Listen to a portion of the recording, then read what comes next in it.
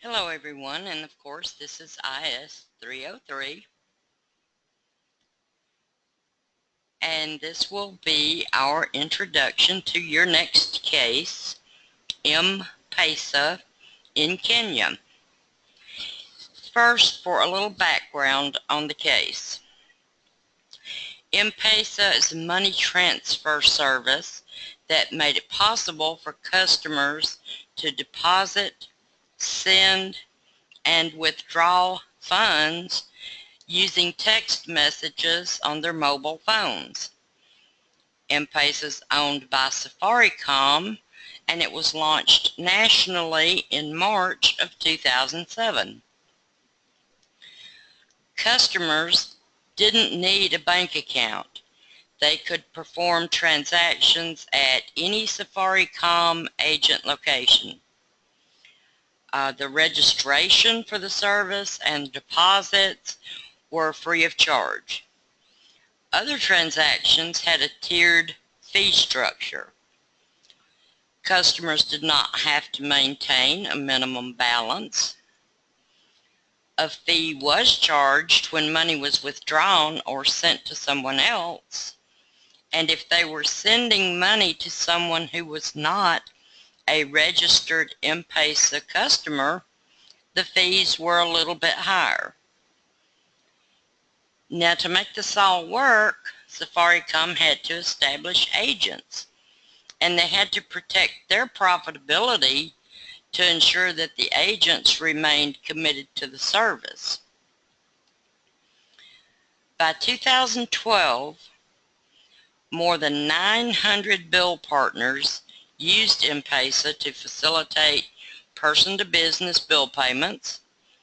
Over 300 businesses used M Pesa for payroll, for salary payments.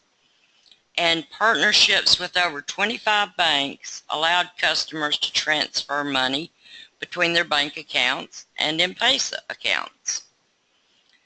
So, of course, in the case, you will get much more detail on this.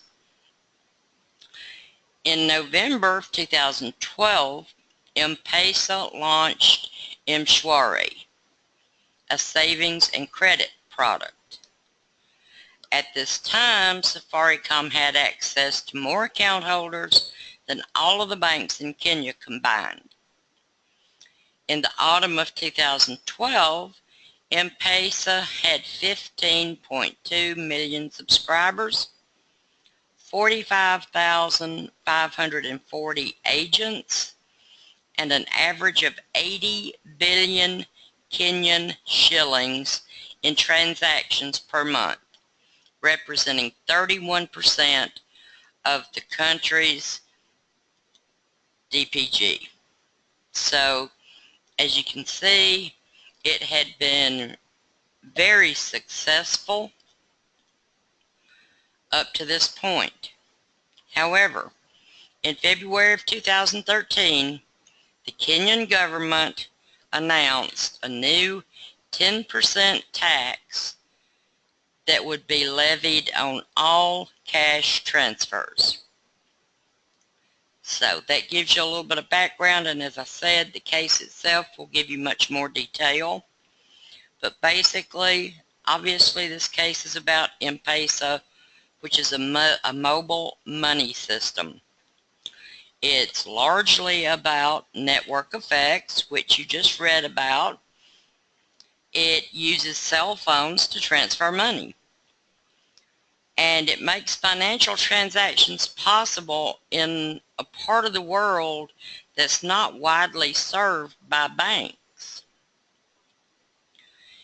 Now, M Pesa is hugely important to the rising economic growth in Kenya.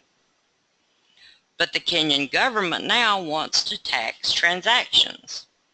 And so that threatens to slow the economic growth in an already poor country.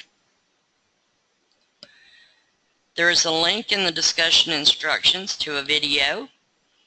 Be sure that you watch this video before you start reading the case or attempting to analyze it. This video is going to give you an overview of the area that this is occurring in, the infrastructure, and etc. So you're going to need to understand the area that this is occurring in. It's not like it's here in Alabama or anywhere else in the United States. So be sure that you watch the video before you read the case, and you'll better understand what's happening here. What you're going to be looking at in this, analyzing this case, is what should Safaricom, the cellular company, do about the proposed tax for transactions between merchants and consumers? What should they do about the tax between for transactions between employers and employees? You're going to examine the network effects of this multi-sided relationship. And you're also going to propose a response by Kenyan banks to M Pesa. So let's look at your specific questions. Question 1. The M Pesa provides the grease to the Kenyan economy by facilitating financial transactions. Fees and taxes act as sand in this grease and have the effect of slowing the flow of funds.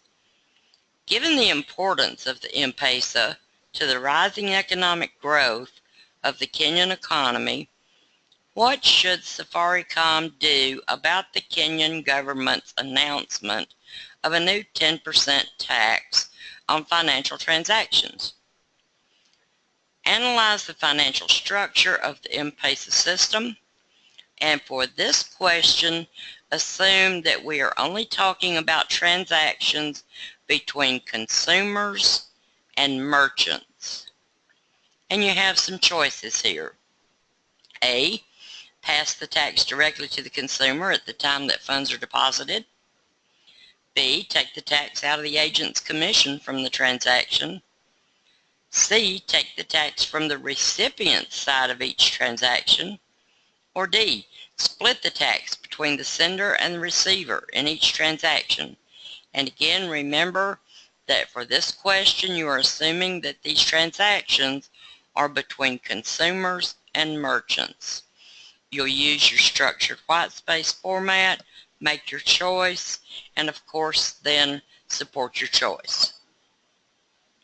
Question 2 is exactly the same as question 1, except now you should assume that the transactions are between employers and employees. How will your recommendation change? You have the same 4 options basically. A, pass the tax directly to the employer at the time the funds are deposited. B, take the tax out of the agent's commission from the transaction. C, take the tax from the employee's side of each transaction. Or D, split the tax between the employer and the employees in each transaction. Now question 3, this case about M Pesa in Kenya has significant network effects. It becomes more, which basically, as you've read in your text, it becomes more valuable to participate as the number of people grows that use it. It spans across several sides or dimensions. Select the side or dimension that is least dependent on the network effects of the M Pesa. Now remember, this is the side or dimension that's the least dependent on those network effects. A, the average citizens. B, farmers. C, merchants. D, the Kenyan government. Or E, employers. So you'll make your choice here, and again, using your structured white space format, and support your choice. Question 4. What should traditional Kenyan banks do about the dominance of M Pesa? This is an open format question. You do not use your structured white space. So again, this is an open format question, keeping in mind that since the banks do not operate cellular companies, this is a barrier to the banks starting their own competitor to M Pesa. So again, keep this in mind. The banks don't operate cellular companies, so that's a barrier to them starting their own competitor. So just open format question.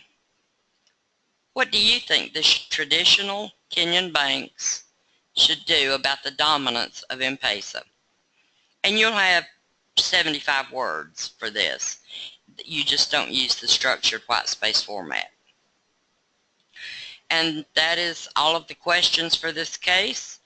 Our Q&A virtual class meeting, of course, will be Monday night. Check your schedule for that or the Canvas calendar. Or look at the time and date that's listed in the virtual classroom link in the left-hand menu. Bring your questions. See everyone there. Thanks.